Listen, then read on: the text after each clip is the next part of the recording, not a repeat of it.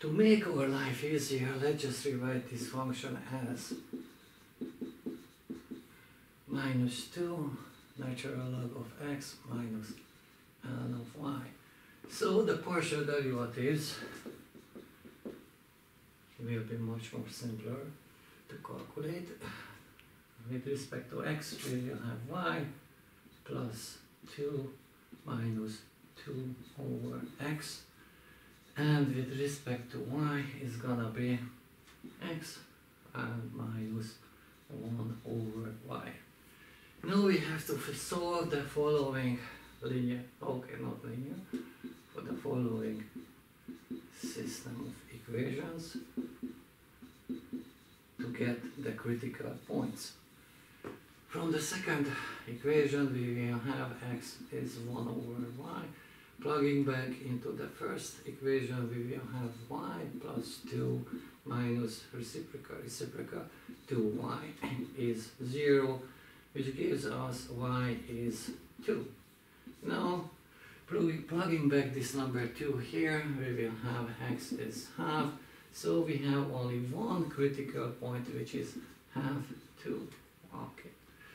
To see that here we have what we have here, we have to calculate the higher order partial derivatives, exactly in just a second.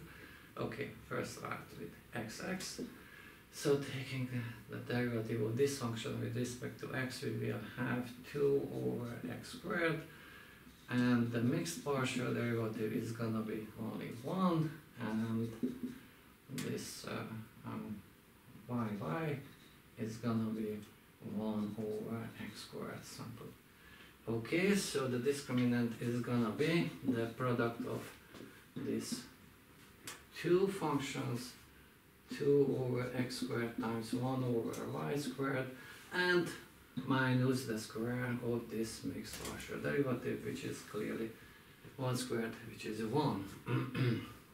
Now we have to evaluate this at the critical point, which is gonna be 2 over half squared, so 4, that gives us 8 times 1 over 4 minus 1, which is 2 minus 1. 1 is a positive number, so it means that at this point clearly we have an extremum, okay, but we don't know it is a minimum or maximum. So to get this one we have to calculate this partial derivative at the given point. Okay, now 2, which is nothing else but this number. Okay, so 8 also is a positive number. It means that here at the point, critical point, we have a minimum. Okay, so this is the place, minimum place, and also we have to give the minimum value, so we have to calculate the function at the critical point, the only critical point, to have the half times 2 plus 2x, right?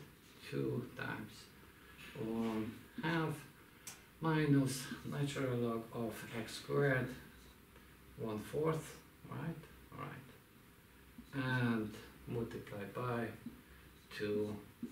So this is the minimum value